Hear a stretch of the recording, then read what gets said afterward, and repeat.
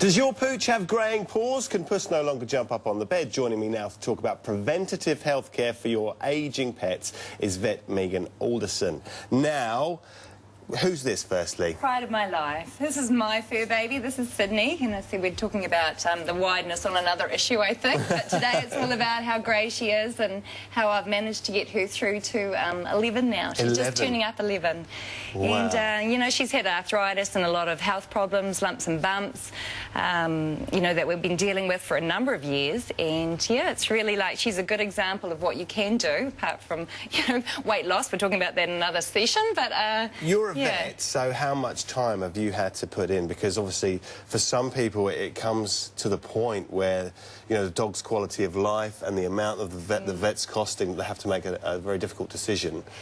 It is. It's, I think nowadays it's a little bit different. As vets, what we used to do is we would only see them at the very end, okay, when she couldn't get up because she's basically had arthritis since she was 3, actually. So, you know, That's very early on. Yeah, very early on. And probably we would have seen this, you know, her at round about sort of 5 or 6, can't get up, bang, you know, she's gone. Now, what happens nowadays is that, you know, we catch these guys early on an annual exam. We're checking them for these sort of things, and we're actually starting in with preventative medicine. And what I mean by that is, here's an example of what she started on when she was little. Basically just mobilizers as a glucosamine chondroitin supplement. Omega-3s help with the anti-inflammatory of the joint, and diets really, like then, JD. Yeah, it's my nan and her arthritis. That's the starter pack. Right. Now, as she's progressed, we've gone on to anti-inflammatories like non-steroidals. We've got a couple of non-steroidals injections on a monthly basis.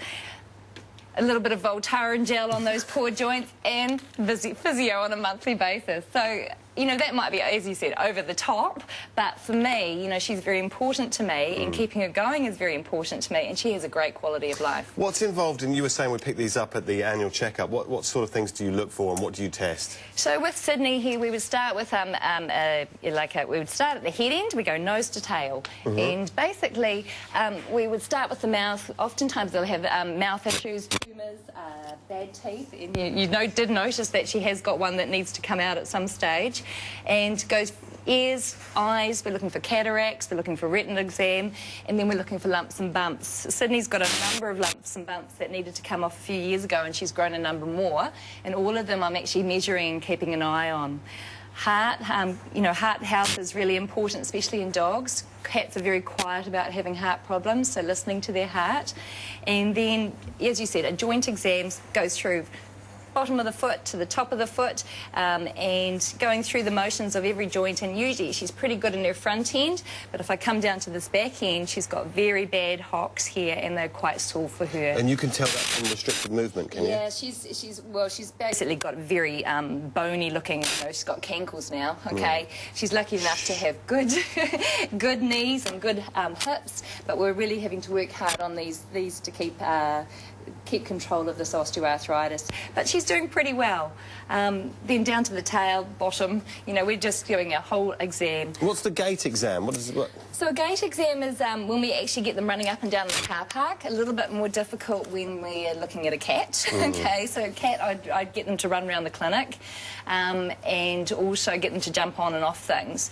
With a dog, I get them on a leash, and we'll actually have them lucky enough to have a lovely park beside me, and I get them to up and down, round in a circle, round back again, and you can oftentimes pick up subtle lamenesses. So that's what a gait exam is, and I think, you know, dogs of her age, definitely joints, but also backs can be a real issue. As pet owners, what sort of things should we be looking out for as our pets get a bit older that we think, oh, might need to go and see the vet? Okay, increase weight, decrease weight, you know, thyroid problems. Just the metabolism slowing down and thyroid issues, right? Hypothyroid in cats, losing weight, eating a lot.